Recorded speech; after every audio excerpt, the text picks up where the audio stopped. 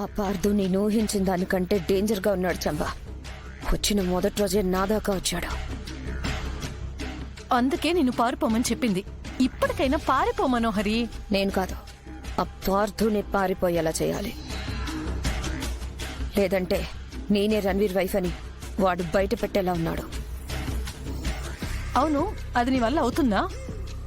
అగ్నికి వాయు తోడైనట్టు బాగి ఆ ఆఫీసర్కు నీ మీద అనుమానం వచ్చేలా చేస్తుంది. అవును, నిన్నటి వరకు అది నాతో డిఫెన్స్ ఆడింది. ఇప్పుడు అటాకే చేస్తుంది. దానికి రాతోడు తోడయ్యాడు. నాకెందుకో నువ్వు ఊబిలో కూరుకుపోతున్నావు అనిపిస్తుంది మనోహరి. వెంటనే ఏదో ఒక నిర్ణయం తీసుకో. వేరే నిర్ణయం ఏం లేదు. ఏదో ఒకటి చేసి పార్దు నా జోలికి రాకుండా చెయ్యాలి.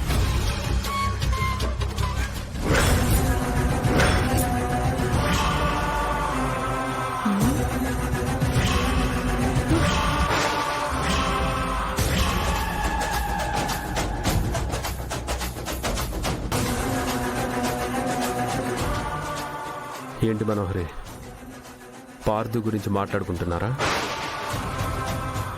నువ్వే రణ్వీర్ వైఫ్ అయి ఉంటావని పార్దు అన్నందుకు ఫీల్ అవుతున్నావా? వాడంతే మనోహరి, ఎప్పుడూ జోక్ చేస్తూ సరదాగా ఉంటాడు. వాడి మాటలు నువ్వేం పట్టించుకోకు. అమర్, నేనెంత సెన్సిటివో నీకు తెలుసు కదా. నా గురించి తెలుసుకోకుండా అతను నా మీదే ఆధారం లేని నింద వేశాడు. అందుకే నేను హట్ అయ్యి అన్నం తినకుండా వచ్చేశాను. వాడి తరపున నేను సారీ చెప్తున్నాను మనోహరి, వెరీ సారీ. వద్దమర్, ఆరుకి ఇచ్చిన మాట కోసం నేను ఇంట్లో ఉన్నాను.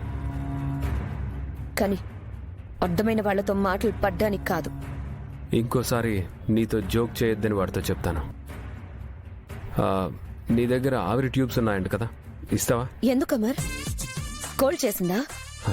నాకు కాదు, బాగా ఇచ్చేసింది. ఆవిరి పట్టాలి. ఓకే ఓకే, ఒక నిమిషం.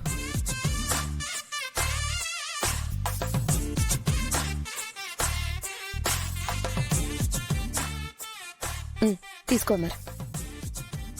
అమర్, నా జోలికి రావద్దని మీ ఫ్రెండ్కి గట్టిగా చెప్పు.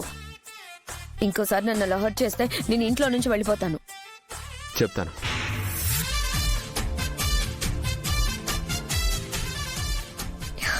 చంబా, ఎలా నటించాను? ఈ దెబ్బతో పార్దు నా వంక కన్నెత్తి కూడా చూడు. అతని గురించి వదిలే. అమర్ సార్ ఎవరి గురించి ఆవిరి ట్యూబ్ తీసుకెళ్తున్నాడో వినలేదా నువ్వు? బాగీ కోసం.